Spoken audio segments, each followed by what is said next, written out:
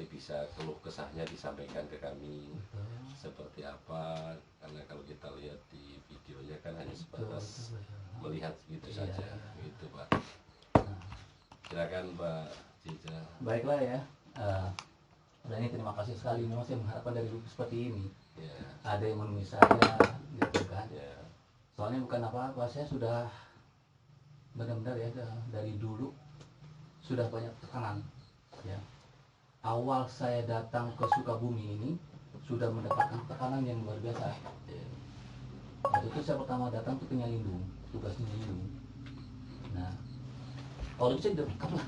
Iya, ya. Udah kamu. Ya, rekam.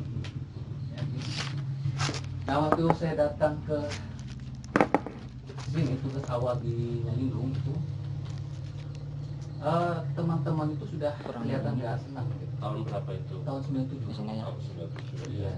Nah, kemudian memang saya terus terang ya, bekerja itu mau jadi PNS itu memang izin dari orang tua. Ya. Orang tua tadinya nggak mengizinkan karena dia orang tua juga PNS juga, kedua-duanya PNS ya kan. Nah, karena saya bercita-cita ingin tetap jadi PNS, jadi ada pesan orang tua, kamu kalau mau jadi PNS jangan memakan hak orang lain, sekalipun kamu nanti akan menerima dari atasan, dari apa, nah usahakanlah kamu ambil, tapi sumbangkan ke masjid atau ke orang lain, jangan sampai termakan oleh anak dan istri. Ya. Nah, itu yang saya pegang. Jadi dalam waktu saya melaksanakan tugas itu sudah kelihatan dan nggak benar gitu ya. Jadi data dibesar-besarin. Nah, akhirnya kemudian saya melihat ada orang ya salah satu. Assalamualaikum warahmatullahi wabarakatuh. Saudaraku, pada kesempatan ini saya mau menyampaikan satu peristiwa yang sebenarnya memang ini saya harapkan dari dulu. Tadi malam jam 9 saya ada kedatangan tamu anggota Polisi dari Polda Jabar, dan didampingi oleh anggota polisi dari sektor Kecamatan Gerbitung. Berjumlah, kalau nggak salah saya itu ada 7 orang, dan didampingi oleh Kepala Desa Sukamanah, Kecamatan Gerbitung. Mereka datang menemui saya, itu berkaitan dengan postingan saya di YouTube berjudul PNS bawa pistol dalam melaksanakan tugas. Dan mereka meminta keterangan atau penjelasan dari saya, apa tujuan postingannya, kemudian latar belakang membawa pistol, dan yang ketiga asal usul dari pistol tersebut. Nah, di sini saya mengatakan kepada mereka terima kasih sekali. Saya ucapkan kepada polisi ini, pada mereka, karena ini memang saya harapkan dari dulu. Saya ingin dipanggil, ingin diperiksa, ya. Nah, tapi alhamdulillah sekarang sudah datang. Kenapa saya posting?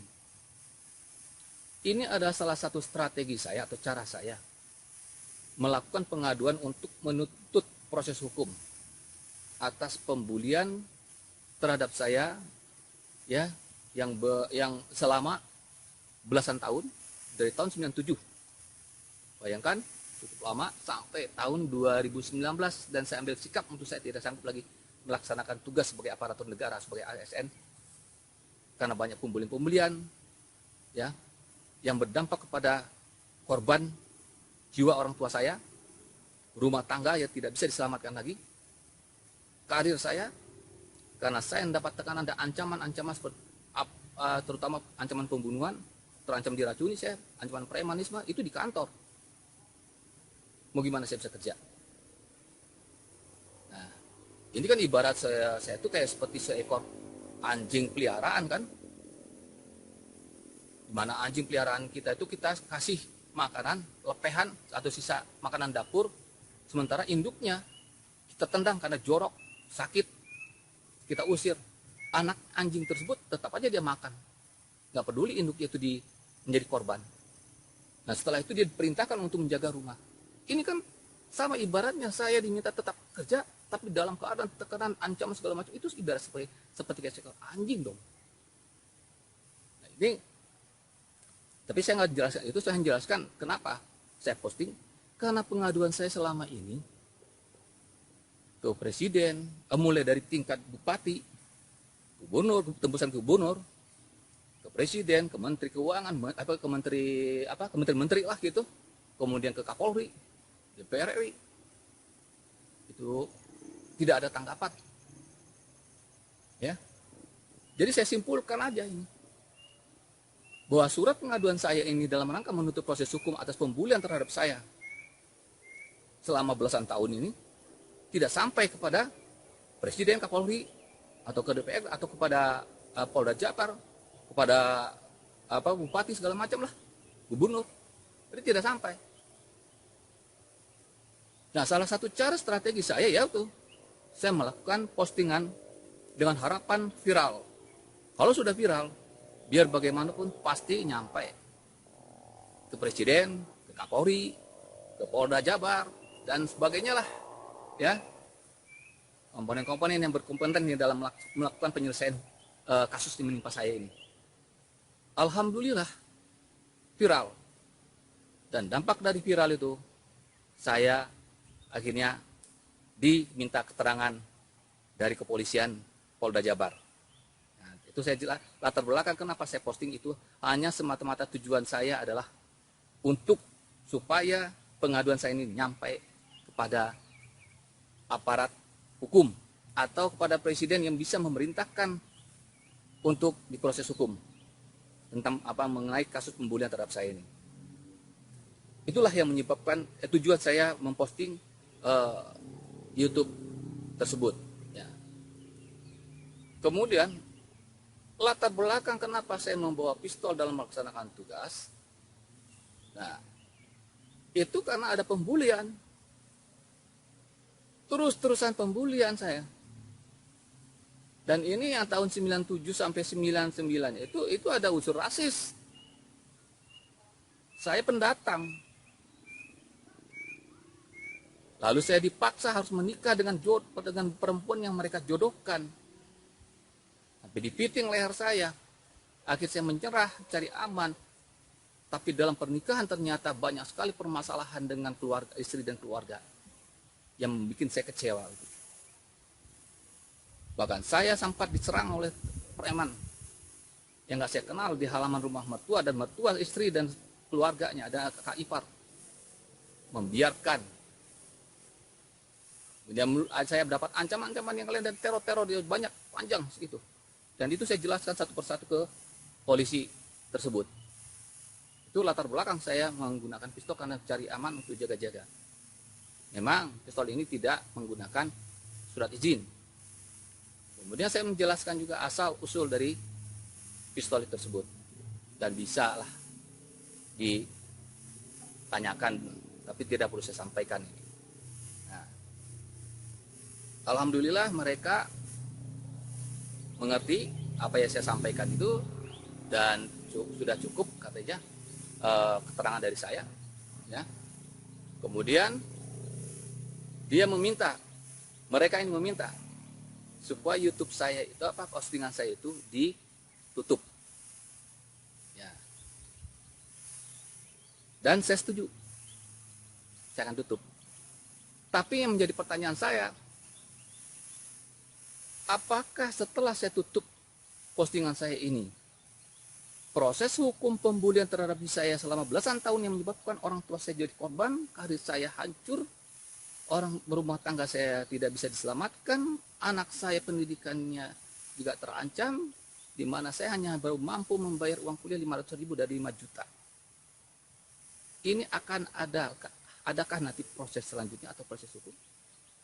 Inilah yang masih saya ragukan. Tapi nggak apa-apa, ya. sebelum postingan ini saya sebarkan, ya, pas video ini saya postingkan ke YouTube, penjelas mengenai kedatangan polisi dari Polda. Video yang tadi diminta untuk dihapus akan saya hapuskan terlebih dahulu. Baru saya posting video ini tentang keterangan. Terima kasih pada saudaraku, ya. Mudah-mudahan kalian mengerti ini, dan saya berharap kepolisian dengan serius untuk menanggapi dan menyelesaikan kasus pembulian ini melalui jalur hukum secara adil, ya, berdasarkan Undang-Undang 45 dan Pancasila. Keadilan itu adalah hak untuk kita, bagi kita seluruh rakyat Indonesia. Ya. Mudah-mudahan ini terkabulkan. Kemudian ada satu hal, ya, di sini terkesan katanya, bukan terkesan, jadi berdampak saya mencemarkan nama baik Polri. Ya. Terlepas itu salah atau tidak, ya, saya memohon maaf yang sebesar-besarnya ke polisi atau ke Polri, ya. Tetapi ini semata-mata hanya strategi saya untuk menyampaikan pengaduan saya dalam rangka menuntut proses hukum atas kasus pembulian terhadap saya selama belasan tahun di lingkup pemerintah Kabupaten Sukabumi. Tidak ada niat saya sedikit pun untuk mencemarkan nama baik Polri. Ya, cuma ini dampaknya seperti itu. Karena saya juga nggak tahu jalan apa caranya seperti apa lagi. Karena udah belasan tahun, mungkin besok saya mati, terus habis, luar biasa. Nah ini, jangan sampai ini terjadi, kasus saya ini digantung menunggu saya mati duluan. Ya. Terima kasih atas perhatian saudaraku, mohon doa restunya, mohon dukungannya, agar bapak-bapak polisi ini memiliki semangat, ya, untuk memproses hukum atas kasus pembulian terhadap saya. Toh saya juga kalau memang ini bersalah, memang secara aturan saya disalahkan, silakan, saya terima. Tapi yang lebih diutamakan adalah proses hukum mengenai pembulian terhadap saya. Karena itulah yang melatar belakangi sehingga saya membuat postingan tersebut yang berdampak pencemaran nama baik. Di sini saya pencemaran nama baik udah berkali-kali. Dan korbannya bukan masalah nama baik saya aja. Nyawa orang tua, karir, penghasilan, anak saya terancam, rumah tangga, kehidupan saya pribadi. Psikis saya mendapat ancaman pembunuhan, ancaman premanisme, terancam diracuni. Wah, sudah cukup. Gitu. Itu berat bagi saya. Oke, terima kasih. Assalamualaikum warahmatullahi wabarakatuh.